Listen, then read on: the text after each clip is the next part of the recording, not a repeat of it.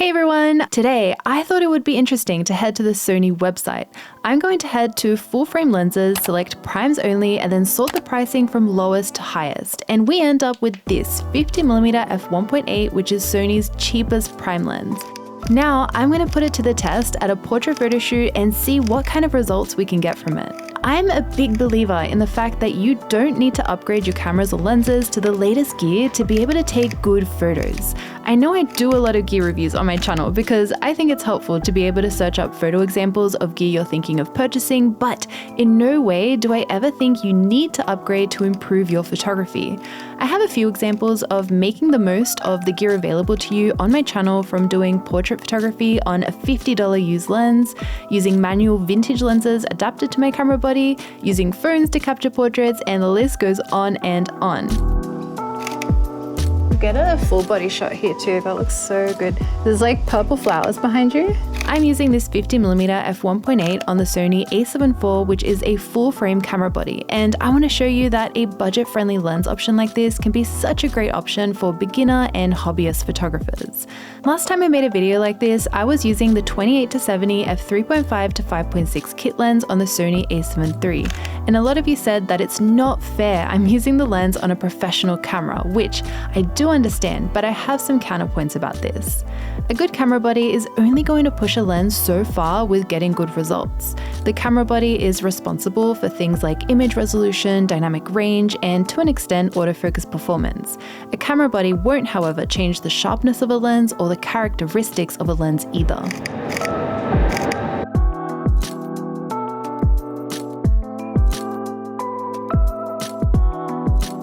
Should we try sitting there as well? It's a really nice spot, maybe on the floor. Oh. You're like, how much?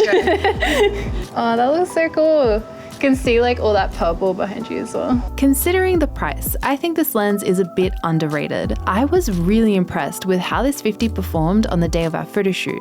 It was so snappy with autofocus, and I ended up with a pretty good ratio of in-focus images. While the camera body is responsible for that very sticky IAF you can see if you keep an eye on the picture-in-picture at the bottom corner of this video, the lens is mostly responsible for how many of those photos are actually in focus. I think it'd be cool if we shoot this way. You can see a little bit of like that building. So maybe if you stand, maybe just here, like right in the middle. Yeah. For example, a high-end GM lens will have a 9 out of 10 in-focus ratio when trying to capture consecutive images of a subject walking towards you, whereas a lens like this 50 will have a lower ratio of in-focus images when capturing the same scenario on the same camera body. However, for a portrait session like this, where we do have some movement going on, but nothing too crazy like capturing sports or an animal running around, I find that the performance of this 50 was enough to capture the photos I needed. I wonder if we could do like a really over-the-shoulder kind of look. Yeah, that's cool. It's not perfect in performance. I did have to discard some photos from the culling process because they had missed critical focus on Melissa's eyes, but I still had lots to choose from. This spot is so pretty. You can just see all those columns behind you and stuff. That looks so cool. Do you want to try, maybe we could do a couple like movementy walking kind of shots. So maybe if you wanted to pace around like on the spot, we can get like kind of random walking shots. I made sure not to slow down or take it easy during my time using this lens. I tried to use it just like I would any other lens that's on my camera to really see what it could keep up with. And then we'll get a couple more. If you want to come out here into the sun a little bit, and I'll get kind of a bit closer up shots. It seems like this lens is pretty decent with performance, but now let's dive into image quality. I find this lens produces images with varying amounts of sharpness. It almost depends on where the subject is in the frame. I find the closer up photos I took were sharper, where you can see more skin texture and overall detail, compared to the further away photos, which appeared a little bit softer, even though focus was on Melissa. I was just thinking like right here, a bit of spider webs, maybe here. If you would mind like maybe putting your elbows, and I'll get like a close-up of you, so if you want to like kind of crouch down a little bit. Oh, I love that. Sorry, it's very uncomfortable. Overall though, I think this lens is a great option if you're looking for something more budget-friendly to do photography with. For personal photos, travel, and hobbyist photographers, the level of detail this lens produces is enough to capture some good quality images. Lovely, thank you. There's so many lines that I need to keep in mind to keep straight in the background of the shot, and also make sure nothing's poking out the top of Melissa's head as well. Oh my God, 1, 2, 3, 4, 5, 8. You could stand like just here in front of this branch. Yep. Oh yeah, that's cool. Wow. Oh, fairy tale. Is it hitting your head? No, okay. I also upped the challenge here by deciding to shoot wide open for the entire session. If you want more detail and sharper images, you can also bump up your aperture. For portrait photography in particular, you don't actually want or need the sharpest lens you can find for your work. There is such a thing as too much sharpness, where it starts to enhance things like blemishes, stray hairs, and skin texture to an extent where you can see more skin texture in the photo that you can see in real life. And then should we do one sitting here as well? I feel like it's a good sitting spot. Yeah, that's cool there. So it is all about balance, and sometimes having a lens with character is more important.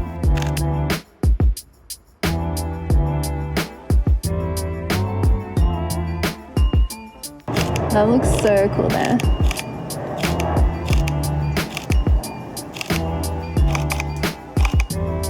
Do you want to have both your feet out that way? Oh, look at you sitting down. I don't think you ever have either. Just taking this in. I always sit down when we're shooting, but you never. That looks so cool there. Image quality is not all about how sharp a photo is though. Something I particularly love about this lens is the out of focus area. Sometimes with cheaper glass, you'll see a texture in the bokeh that can look distracting, or background to foreground separation doesn't appear smooth. This lens, however, doesn't do any of that and captures such a flattering looking photo in my opinion. It's really easy to shoot wide open or at a higher aperture to get these dreamy photos with lots of beautiful bokeh. The bokeh is also pretty nice from this lens. It's not perfectly round, it has more of an eye shape, but it is nice and clean.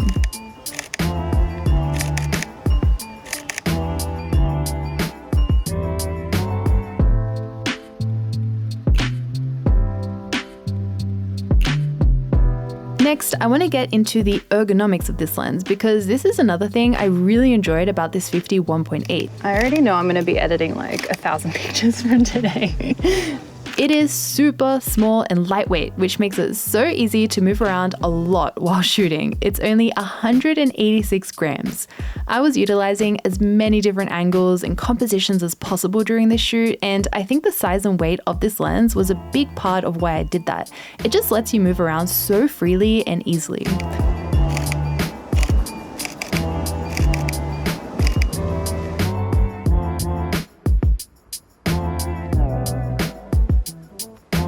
And then I wanted to get some with the tree as well, maybe with the building in the background would look cool.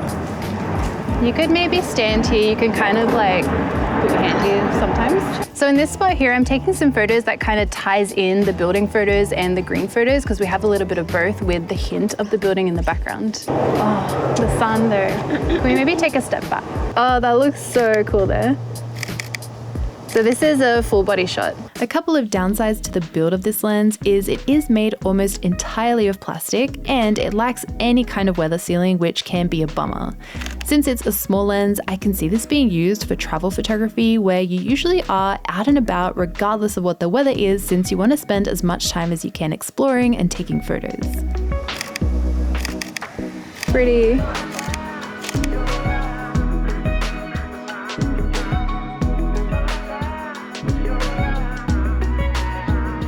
Then we'll do some, I like the background here as well. We'll do some like away from the tree. We'll get like a couple more close-ups. Yeah. Finally, I want to leave you with mentions of a few lenses in a similar price range if you are looking for an affordable 50mm prime. Let me know if you ever want to see an on-location photo comparison between these or any others. These first two lenses are more expensive and you also miss out on the faster aperture. However, I can say the image quality is overall clearer than this 51.8 and the autofocus accuracy is generally higher too. These are the Sigma 45mm f2.8 and Sony 50mm f2.5G, and I'll leave each of my review videos of these lenses in the description.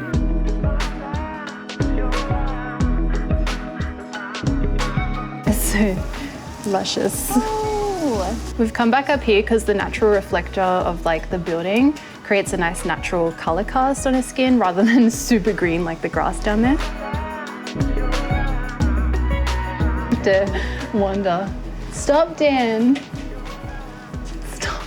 There is also the Sony 50mm f2.8 macro lens. I actually haven't tried this one before. And finally, the most similar lens in terms of price and aperture to compare to is the Samyang 45mm f1.8. When I look at the photos captured with this 50mm f1.8 lens next to my portfolio of images, it's not overly obvious they were shot with a $378 lens. It really blends in with all the other photos, which is so cool to see. Do you want to try bringing your hands maybe up to your shoulders? Because I'm getting a little bit of your shoulders in there. I love hands in like close-up portraits, just like add something. I do think that creativity and working on your storytelling or direction giving, if you're a portrait photographer, is magnitudes more important to create good work than purchasing new and expensive camera equipment. Let me know if you want to see me use any other affordable lenses in the comments. Otherwise, that is all I have. Thank you so much for watching. I make new videos every single week, so I'll see you all next time. Bye.